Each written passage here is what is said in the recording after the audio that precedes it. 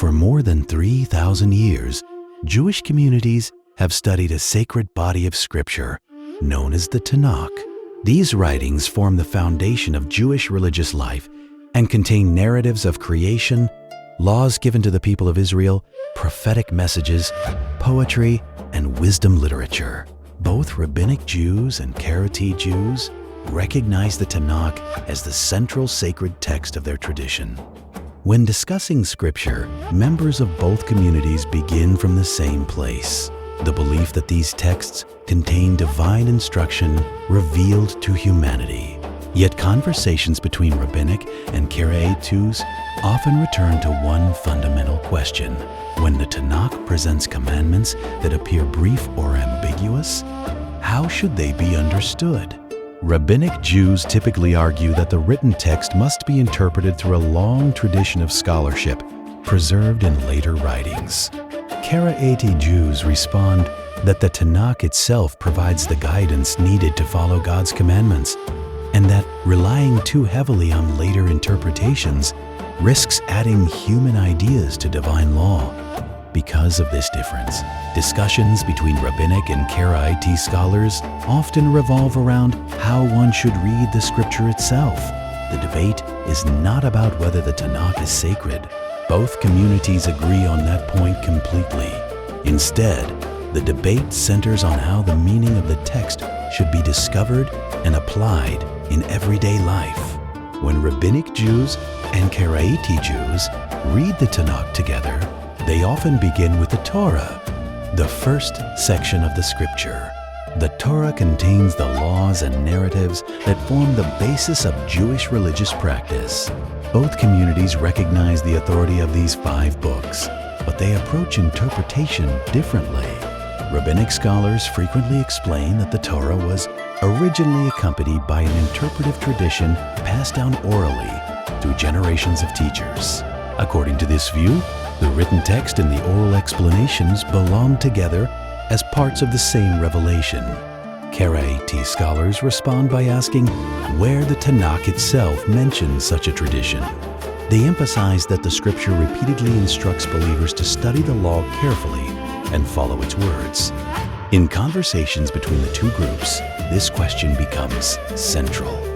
Rabbinic Jews might point to centuries of scholarship preserved in legal texts and commentaries.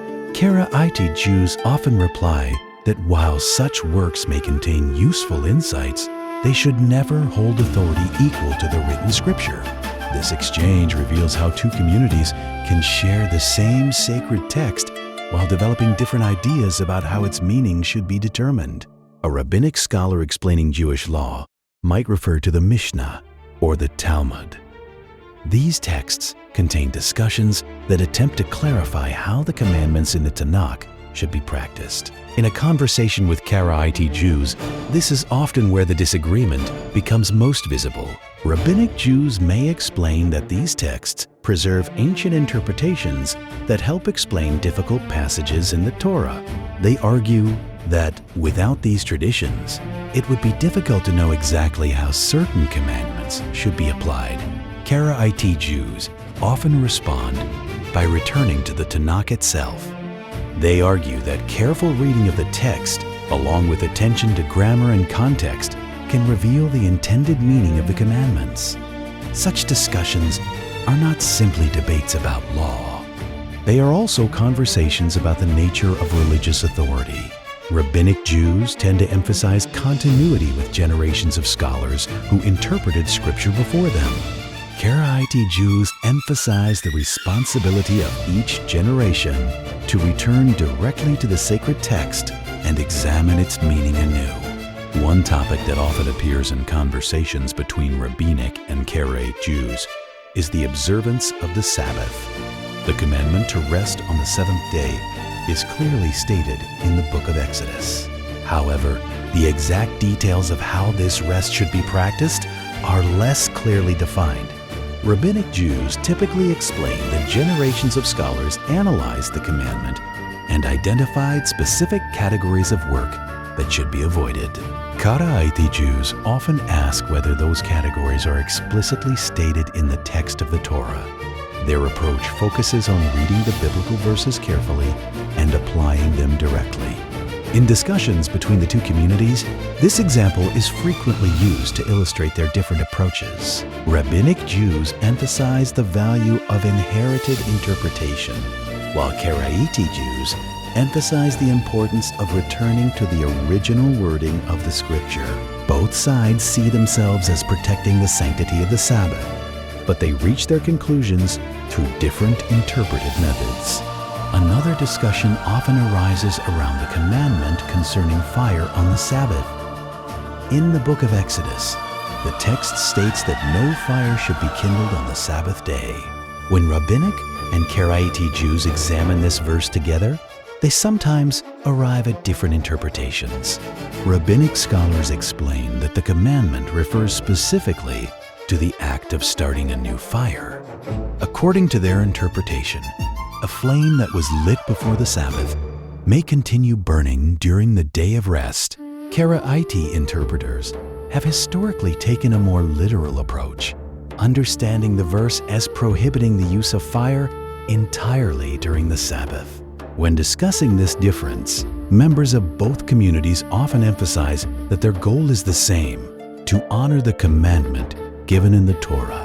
The disagreement lies not in the importance of the law, but in how the wording of the Scripture should be understood.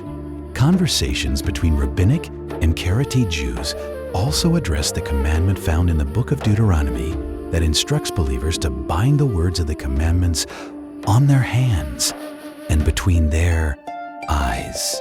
Rabbinic Jews interpret this passage as a literal instruction, which led to the practice of wearing tefillin during prayer. Karaite Jews often approach the verse differently. In discussions about the passage, Karaite interpreters explain that they see the commandment as symbolic language, encouraging believers to keep the teachings of the Torah constantly in their thoughts and actions. For this reason, Karaites generally do not wear tefillin. These conversations highlight how poetic language in the Tanakh can be interpreted in more than one way. Rabbinic Jews may emphasize the importance of maintaining a physical ritual connected to the commandment, while Karaite Jews emphasize the spiritual message they believe the verse conveys. The calendar used to determine Jewish festivals is another subject frequently discussed between Rabbinic and Karaite communities. Rabbinic Judaism follows a calculated calendar that determines the dates of holidays according to established mathematical rules. Karaite Jews historically relied on observation of the moon and seasonal agricultural conditions. When discussing festivals such as Passover, Rabbinic Jews often point to the stability provided by a fixed calendar. Karaite Jews respond that the Tanakh itself connects the timing of certain festivals with natural signs, such as the appearance of the new moon and the agricultural season. Because of these differences, the same festival may sometimes be celebrated on different days in Karaite and Rabbinic communities. Rather than weakening their shared tradition, these discussions often reveal how deeply both groups care about following the instructions found in the Tanakh. Historical discussions between Rabbinic and Karaite scholars were sometimes intense, particularly during the medieval period. Karaite thinkers questioned the authority of Rabbinic legal texts, while Rabbinic scholars defended the interpretive traditions preserved in their communities. A figure often mentioned in these discussions is Anan ben David. Although the Karaite movement developed through multiple thinkers, Anan became associated with resistance to Rabbinic authority. His followers emphasized returning to the direct study of Scripture rather than relying on inherited legal traditions. Rabbinic scholars responded by arguing that the oral tradition had always been part of Jewish religious life. The debates between these communities produced a large body of literature in which each side defended its understanding of the Tanakh. Despite disagreements, Rabbinic and Karaite Jews often shared the same cultural and geographic environments. In many cities of the medieval Middle East, members of both communities lived close to one another, engaged in trade, and participated in broader Jewish cultural life. In places such as Jerusalem, Cairo, and Baghdad, discussions about Scripture could take place between scholars who belonged to different traditions but shared the same language and historical heritage. These interactions sometimes produced rivalry, but they also encouraged deeper study of the Tanakh. Both Rabbinic and Karaite scholars wrote commentaries explaining their interpretations of biblical passages. In many cases, they responded directly to the arguments presented by the other side. Karaite scholarship developed its own intellectual traditions, focused heavily on the language of the Tanakh. Karaite scholars often emphasized grammar, vocabulary, and literary structure when interpreting Scripture. They believed that careful linguistic analysis could reveal the intended meaning of biblical commandments.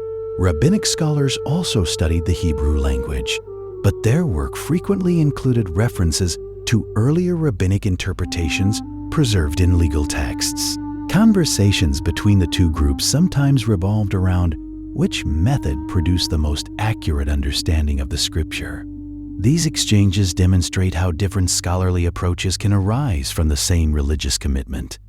Over time, Rabbinic Judaism became the dominant tradition within most Jewish communities. Its legal system provided a shared framework that connected Jews living in many different regions. Karaite communities, while influential in some areas, gradually became smaller. Nevertheless, Karaite Jews continued to preserve their distinctive approach to interpreting the Tanakh. They maintained houses of worship, schools, and traditions centered on the study of Scripture. Even when living among larger rabbinic communities, Karaites retained their identity by emphasizing direct engagement with the biblical text. Today, Karaite Jewish communities still exist in several parts of the world. Important centers can be found in Jerusalem, Ramla, and Trakai. These communities continue to study the Tanakh and preserve traditions that developed over centuries. Modern conversations between Rabbinic and Karaite Jews often take place in academic settings or inter-community dialogue. While disagreements remain, many discussions focus on shared heritage and mutual respect for the Tanakh. When members of the two traditions speak about their beliefs today, they often emphasize the importance of understanding Jewish history as a complex and diverse story. The existence of multiple interpretive traditions demonstrates how deeply Jewish communities have engaged with their sacred texts. For both Rabbinic and Karaite Jews, the Tanakh remains the central source of spiritual inspiration and ethical guidance. The conversations between these communities also reveal something important about religious interpretation more broadly. Sacred texts are not static objects. They are read, studied, debated, and interpreted by generations of believers. Rabbinic Jews emphasize the importance of preserving interpretive traditions developed over centuries. Karaite Jews emphasize the importance of returning directly to the words of the Scripture. Both approaches represent sincere efforts to understand and follow divine commandments. The story of Rabbinic and Karaite Judaism ultimately shows how a single sacred text can inspire multiple paths of faith and scholarship. Both communities continue to turn to the Tanakh for guidance, studying its words with dedication and respect. Through their conversations, debates, and shared reverence for Scripture, Rabbinic and Karaite Jews remind us that the search for meaning in sacred texts is an ongoing journey, one that continues today. For both Rabbinic Jews and Karaite Jews, the motivation behind their religious traditions begins with the same belief that the words preserved in the Tanakh contain divine guidance given to humanity. Members of both communities approach these scriptures with deep reverence believing that the commandments found within them are not simply historical instructions, but living principles meant to guide everyday life. This shared belief creates a common foundation for both traditions, even as they interpret the meaning of the text in different ways. Rabbinic Jews often explain that their commitment to interpretive tradition comes from a desire to preserve the full meaning of the commandments.